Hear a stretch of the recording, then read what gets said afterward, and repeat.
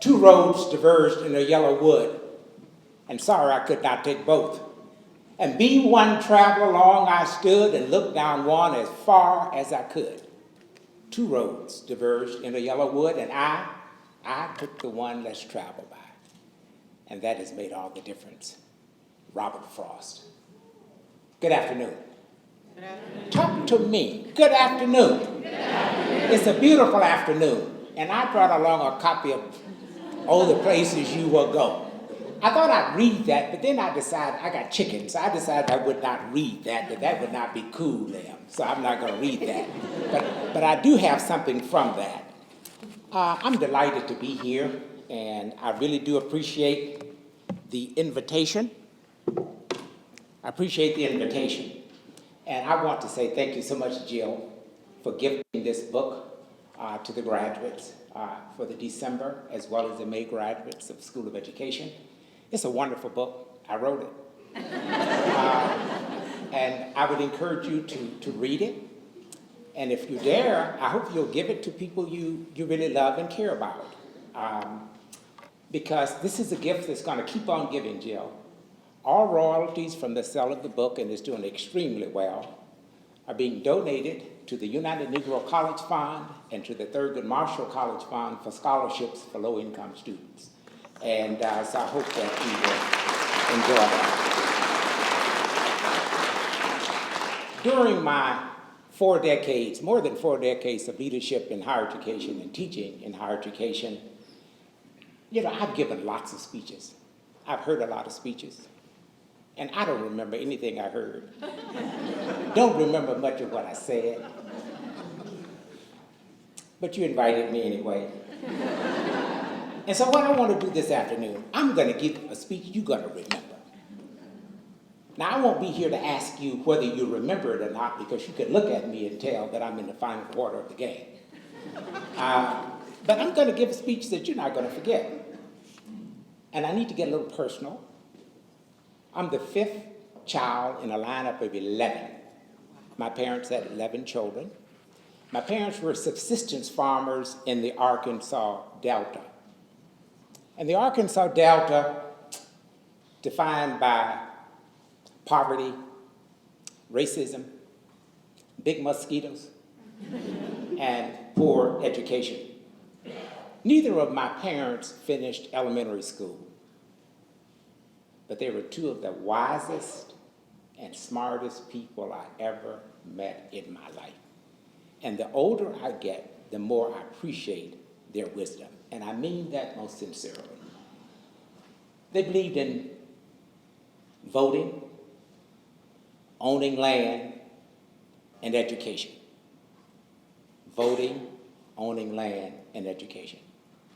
They had to pay a poll tax, so they couldn't vote without a poll tax. They had to take a literacy test. How many bubbles in a bar of soap? I've never missed voting in an election, and I never will, because voting is a sacred right and responsibility to me. The mule is dead, but we still have my parents' 40-acre farm, and we still have my grandmother's 40-acre farm. Mama said to us, to all of us, 2 things. You can be anything you want to be. The second thing she said, if you get yourself a good education, no one can take it away from you. So if you don't remember anything else I say today, I want you to remember this, that education is your best hope for living the American dream unless you're born wealthy. And it doesn't matter whether you're black, whether you're white, whether you're gay, whether you're straight, whether you're old, whether you're young, whether you come from the suburbs, or whether you come from the country. Education is the engine of opportunity. Never forget that. As a kid in the Arkansas Delta, and I don't want you to Google it now, but when you leave, most of you probably don't know where the Arkansas Delta is, but I want you to Google it when you go home. And you will discover that the Arkansas Delta is that part of the country that encompasses part of Louisiana, Arkansas, Mississippi, Missouri, and Tennessee. About 10 million people located in the Delta. I attended a 2-room Rosenwald school, Julius Rosenwald School. Everything in my school had been previously used by white kids except the chalk and the paper that we wrote on. Everything. growing up in that environment, I made 4 decisions. First, I decided that I would never treat anyone the way I was treated. And there's nothing you can say to me or do to me that would cause me to treat anyone the way I was treated. The second decision I made was not to squander my energy on anger. Because at the end of the day, all I would have would be high blood pressure. And the possibility of succumbing to a heart attack. So no, I'm not angry, I'm passionate. I am a very passionate man, and I'm proud to be a passionate person. The third decision I made, Lem, was to use my energy to change things. And then fourth, I decided to use education as my weapon. Education as my weapon of choice. Now you can read all about this in this book you're going to get. And the words that I shared with you on coming to the podium, of course, are from Robert Frost, these 2 roads that he talks about. I know firsthand what it means to take the road less traveled. I took such a road more than 50 years ago, and that has led me to the most rewarding career I could ever have imagined. In taking the road less traveled and becoming a teacher, or whatever discipline you're in, you're joining one of the most important professions in the world. One of the most important professions in the world. Even if the monetary rewards don't align very well with the monumental responsibilities entrusted to you. As you enter the teaching profession or the profession of education, you do so at a time of unprecedented change. The landscape is changing and shifting literally beneath our feet. And change requires a compass of knowledge to become an opportunity for growth. And I've noticed some things about this environment in which we find ourselves. And the dean mentioned this in his remarks. 44% of teachers leave the field of teaching within 5 years. This is a higher attrition rate than police departments in many communities. As the nation is becoming more diverse, so are our students, with more Black, brown, immigrant, and low-income students in our public schools. By 2023, just 4 years from now, students of color will represent nearly 55% of K-12 students in public schools. Cultural competence, y'all. Cultural competence become more important than ever. High-stakes standardized test is having a negative impact on learning. An emphasis on skill, drill, kill leads to less curiosity and love of learning. Those hurt the most by this are also our nation's most vulnerable students. Charter schools, and I have nothing against charter schools, but charter school enrollment is growing exponentially with a 571% increase from fall 2000 to fall 2016. However, data from the National Center for Education Statistics also indicates that no measurable achievement differences between charter schools and traditional schools. That's not Charlie, that's the research.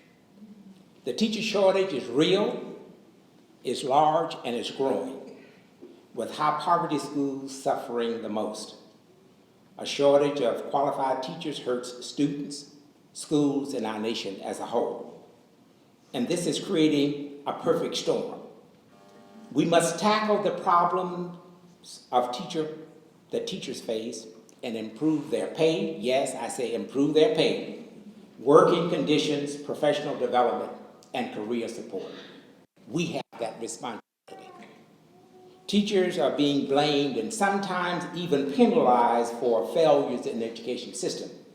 Yet education is a shared responsibility among all of us, including schools, governments, communities, parents, and private actors. According to the United Nations Education, Scientific, and Cultural Organization, we know it as UNESCO, putting disproportionate blame on teachers for the systemic problems in education can actually widen inequality and damage learning. The academic achievement of our students is lagging that of our peers around the world. At a time when we're becoming increasingly dependent on a wider talent pool, people who can compete globally. Economic inequality is nearing record highs. Research by the nonpartisan nonprofit Economic Policy Institute shows that the top 1% have steadily captured a growing share of the benefits of America's economic growth, with a share of all income going to the top 1%, moving closer in 2015 than the peak year in 1928.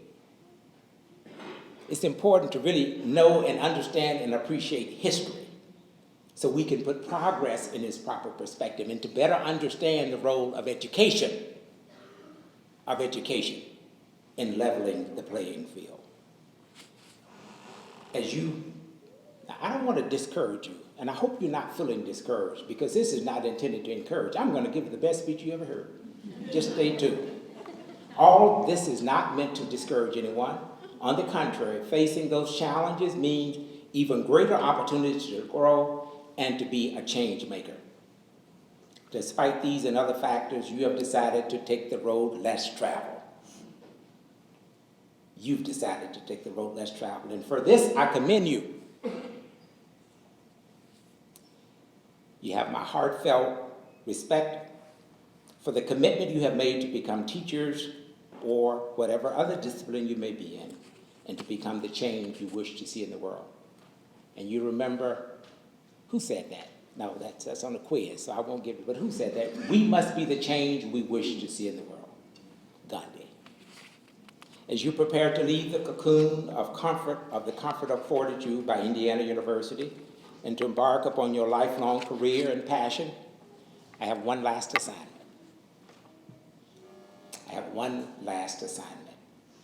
In making this assignment, I again want to invoke the memories and words of my mother, that wisdom-filled woman with a third-grade education. When mother wanted to impress upon us the importance of delivering a message to a particular neighbor, as we made our way to school along those dirt roads and those gravel roads in the Arkansas Delta, she used a term that I would later learn to be an oxymoron. Now, my mama didn't know what an oxymoron was. Some of you may not even know what an oxymoron is. But she used an oxymoron, and she said, don't forget to remember. Don't forget to remember. So in those days, you used to be able to borrow flour and sugar and all kinds of things, coffee from your neighbor. And my mother would say to us, on your way home, don't you forget to stop by Miss Simmons's house and ask her to send that spool of thread that we are using on that quilt that we're making. So don't forget to remember. So I'm going to call on my mother, Jill, and I'm going to give you a little advice. Don't forget to remember that teaching and learning are inextricably linked. Being open and curious helps you learn as a teacher, and it will also model learning for your students. Don't forget to remember that teaching people is not the same as teaching content. A lot of people confuse those two things. They confuse teaching content with people. You're teaching people. Never forget that. And I'm sure we've all met people who were as bright as a light, but couldn't teach worth a nickel. You didn't meet them here. Don't forget to remember to respect those you teach. That's non-negotiable. You can't fake respect. You can't fake caring. And if you ever get to the point where you don't truly care and that you don't truly respect, leave. Don't wait for a poor evaluation. Just leave. Get out of the way. Don't forget to remember that cultural competence is a prerequisite for communicating effectively with students and with parents. While students in public schools are growing more diverse, the teachers are not. Cultural competence. You may ask, what are you talking about, Charlie, when you say cultural competence? Here's what I'm talking about, so I want you to be clear about this as you leave here today. Cultural competence is a confluence of knowledge and experience. And you cannot become truly cultural competent without getting out of your little comfort zone. And we all have a comfort zone. We all have a comfort zone. And it's not about race, it's not about gender, we all have a comfort zone. And if you're going to become a culturally competent teacher, administrator, ed technologist, whatever, you have to get out of your comfort zone. And don't forget to remember that expectations matter. The research is clear. We get what we expect. And if you ever get to the point where you don't expect every child to be able to learn, quit. Just quit. Don't you become part of the problem. Expectations really matter. Benjamin Mays, the longtime president of Morehouse College, said it this way, quote, not failure, but low aim is sin. Not failure, but low aim is sin. So I want you to aim high. When you walk in that classroom, or when you walk and you put in that technology package together for that new teacher or that mature teacher, I want you to do so with the understanding and the expectation that what you're contributing will be so profound that it will transform the teaching and the learning experience for the teacher and the learner. I know that people want to discount parents, but I'm here to tell you that parents, whether they have a third grade education or whether they have a PhD, parents are some of your greatest resources for being able to teach the people who show up in your classroom, whether that's next semester or whether it's 20 years from now. Don't forget to remember that.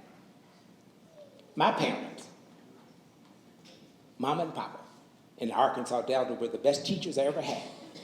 Yes, I was at Indiana University. Yes, I was at Columbia University, and I've been lots of places in between.